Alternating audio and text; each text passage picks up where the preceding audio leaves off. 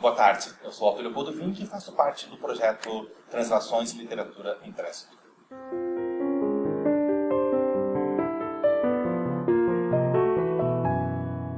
Olha, eu acho, sim, eu penso, eu sinto que eu sou frequentemente romancista, ocasionalmente poeta e raramente contista.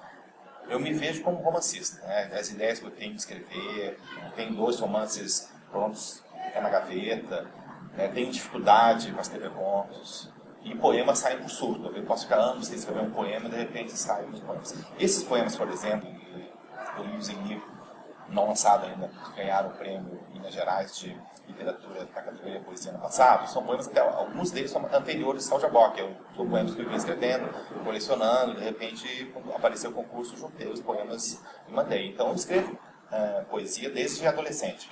Aliás, eu tenho um livro de poemas lançado nos anos 80, frutos de minha juvenilha e muito imaturos, mas antes do Jabok tinha esse livro de poemas e continuo escrevendo. Eu posso ficar 3, 4 anos sem produzir um verso, mas poesia faz parte, embora eu me sinta mais como um narrador de narrativas com certo fôlego.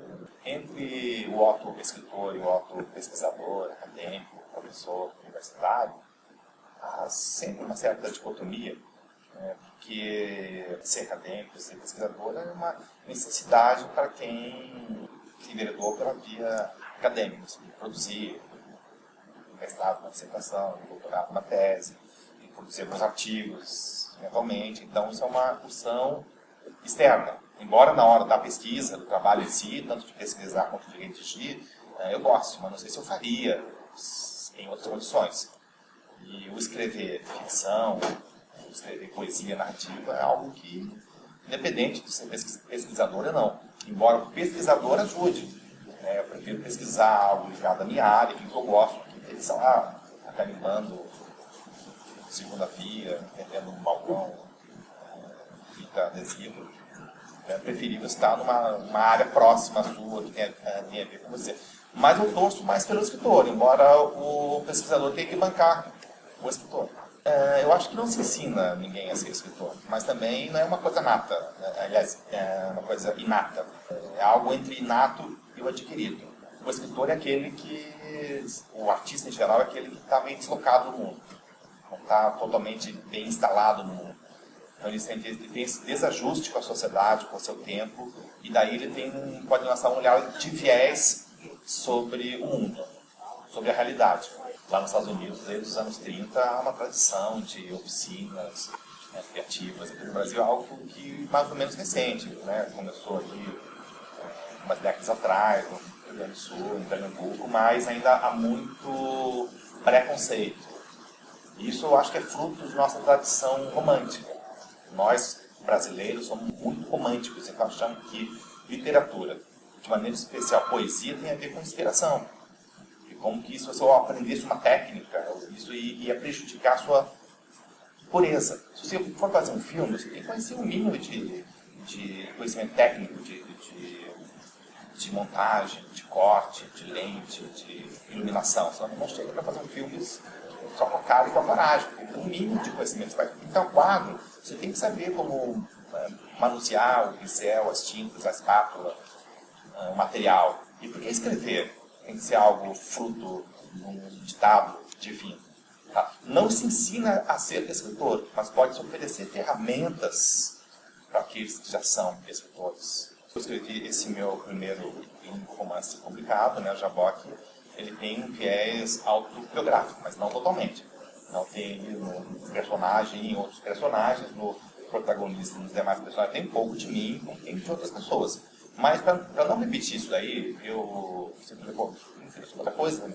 Então, os outros 2 livros as 2 narrativas longas que eu escrevi depois, são personagens diferentes de mim, com pouca ligação. Uma é uma mulher, outra é uma menina. Então, é de propósito isso, porque eu sei, se por um lado a biografia, a tua vida pode te inspirar e te inspira, e é um material, às vezes, riquíssimo para você explorar, mas também você não está condenado biograficamente a tua vida, a tua história.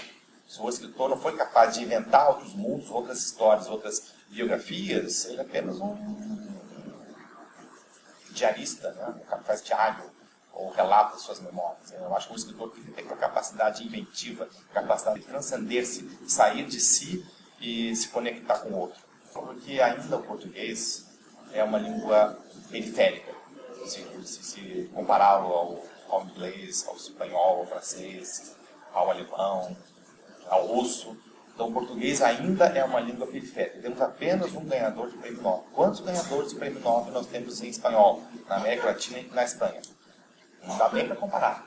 Então, infelizmente, nós ainda, por escrevermos na última flor do Lácio, por Portugal ter deixado de ser uma potência mundial há muito tempo, pela pouca expressão política que Portugal tem e teve na Europa, e o Brasil, até recentemente, era periferia da periferia, agora que estamos sendo lentamente projetados para uma semi-periferia, então isso deixou a nossa língua marginalizada.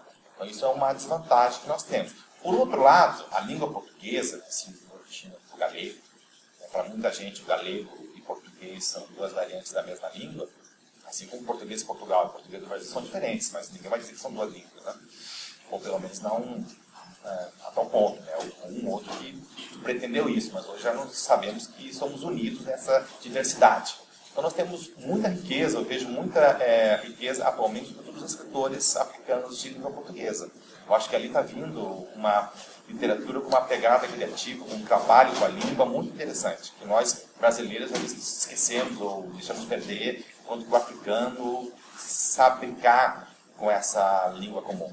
Eu acho que essa questão da diferença linguística, social, cultural, identitária, de gênero, de classe no Brasil, não é verdade de classe, né? O ideal seria todo mundo vivendo mais ou menos bem, sem diferenças gritantes como nós temos no Brasil. Mas as demais diferenças, as diferenças culturais são bem-vindas, é isso que enriquece o povo, isso que enriquece uma nação, é os falares diferentes, as diversas vozes, os diversos pontos de vista. Nesse ponto o Brasil é muito rico e eu acho que essas representações, essas vozes do Brasil são subrepresentadas ainda na literatura brasileira. Nós temos muito acesso a um olhar do Brasil via São Paulo, via Rio, via centros urbanos, sobretudo do sul e do sudeste, mas há outras vozes aí que nós precisamos escutar. Aqui em Curitiba, no Paraná, nós temos aí uma tradição experimentalista, né, que, se você for ver, vem do simbolismo, no começo do século passado, no final do século XIX. Inclusive uma tradição de não apenas a palavra impressa, mas a palavra impressa com arte, com cores, das revistas simbolistas que foram editadas em Curitiba na passagem do século XIX para o século XX. Depois nós tivemos aí, só para citar alguns nomes, Paulo Leminski, o Valente Xavier, o Jamil Sned, o Wilson Bueno, que em maior ou menor medida brincam com a língua, não tomam a língua como uma coisa dada, como uma coisa pronta, mas mastigam essa língua, recriam essa língua. Isso, de certa forma, surge como um diferencial num país que tem uma tradição neonaturalista muito forte e toma a língua apenas como um veículo invisível, como ar, através do qual deve soar as palavras, mas não se olha para o vento, não se percebe o vento, a brisa, as palavras mexendo as folhas da árvore.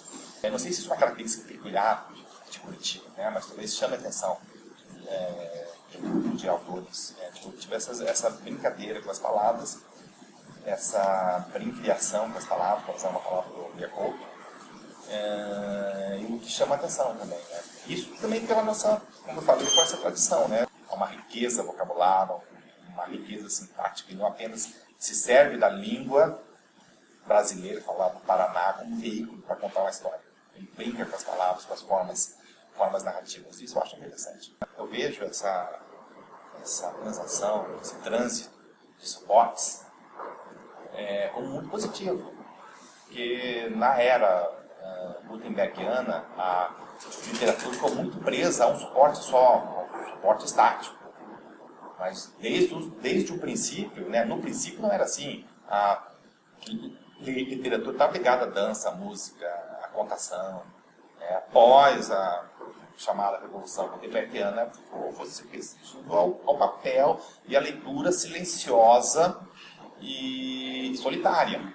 Então, acho importante aproveitar essas novas mídias, novos suportes, para libertar a literatura do papel. O livro é um objeto muito interessante, muito útil e nunca será obsoleto, mas outros suportes podem ser usados, vídeo, internet, outras mídias, música, filme.